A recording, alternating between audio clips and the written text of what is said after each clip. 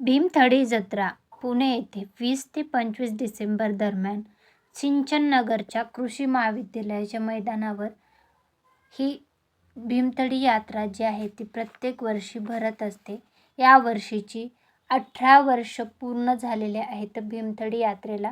इथं असं गवताचं डेकोरेशन केलेलं वेलकम गेट बनवलेलं आहे. भीमथडी जत्रा तिथं बैलजोडी लावण्यात आलेली आहे. त्यानंतर अशा प्रकारचं एंटर आहे. त्यानंतर तुम्हाला इथं तिकीट घ्यावं लागतं. तिकीट ₹60 आहे पर पर्सन. 20 ते 25 डिसेंबरपर्यंत ही भीमथडी यात्रा जी आहे ना, तर ती आलेली आहे पुणे येथे. प्रत्येक वर्षाप्रमाणे याच्यामध्ये विविध महिलांचे बचत गट जे आहेत त्यांना हक्काची बाजारपेठ मिळवून देणारी ही भीमथडी यात्रा जी आहे तर ती नियोजित आहे. 20 ते 25 डिसेंबर सकाळी 10 ते रात्री 10 या वेळेमध्ये ही भीमथडी यात्रा असते. Agricultural development trust Baramati Bhimthadi foundation व महात्मा फुले कृषी विद्यापीठ राहुरी यांच्या संयुक्त विद्यमाने ही भीमथडी यात्रा जी आहे ती आयोजित केली जाते.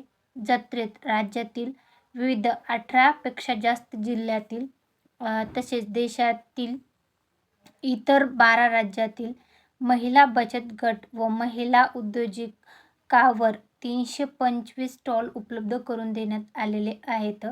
तर यावर्षी तामिळनाडूच्या महिला बचत गटांचाही यामध्ये समावेश आहे.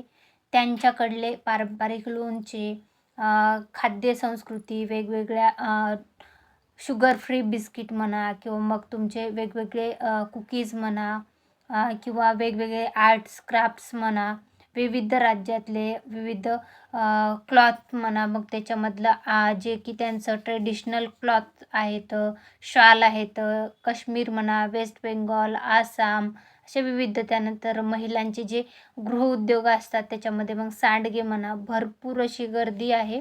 आणि याच्यामध्ये महाराष्ट्र राज्यातल्या ज्या परराज्यातील महिलांचे आहेत त्यांचे निवडक उत्पादनाचे दालन आहे, आप्पासाहेब पवार दालन आहे.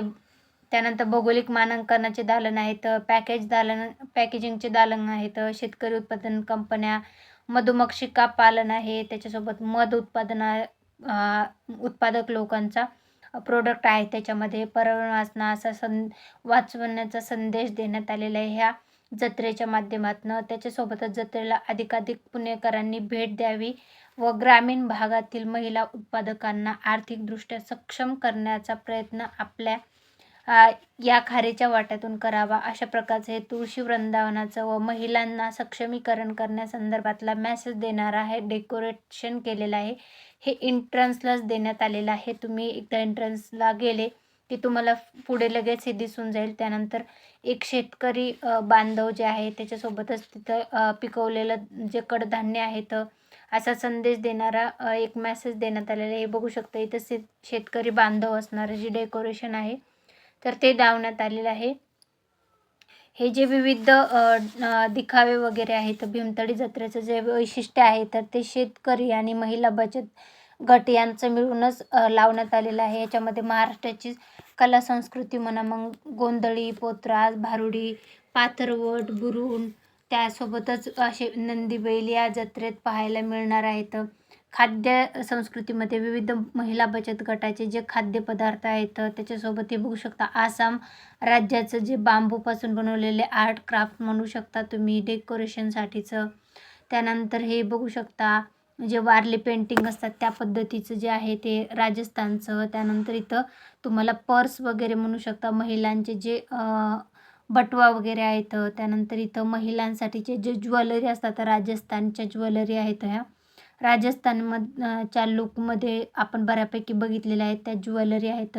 यासोबतच मध्य प्रदेशचं जे डेकोरेशन आहे महिलांसाठीचेच दागिन्यासंदर्भातलं आहे. त्यानंतर इथं कडधान्य, धान्य, साडी, विविध जे मिलेट्स आहेत त्याच्यासोबतच भाजीपाल्याचे बियाज वगैरे जे कलेक्ट केलेले आहेत ते तुम्हाला तिथं विक्रीसाठी पण मांडले जातात. त्यानंतर बघू शकता अशा प्रकारे संपूर्ण जे ओरिजिनल पद्धतीने तिथं मांडण्यात आलेलं आहे. ज्यांना पण आवश्यक आहे ते बघू शकते. इथं मटक्यावर डेकोरेशन केलेलं आहे. इथं पण कडधान्य, ज्वारीचे वेगवेगळे प्रकार म्हणा, कडधान्याचे वेगवेगळे प्रकार. तर अशा प्रकारे ही भीमथडी जत्रा आम्ही पूर्ण केली. त्यानंतर घरी येताना शेवपाव दाबेली आणली. घरी येऊनच थोडंसं शेवपाव दाबेली एन्जॉय केली. आम्ही तिथं काहीही खाल्लं नाही, कारण की तिथला जो माहोल होता आणि ती गर्दी बघूनच आणि तिथलं भीमथडी जत्रा मस्त एन्जॉय केली, पण खूप थकले होते. त्यानंतर मस्त दाबेली आणि शेवपाव खाल्लं.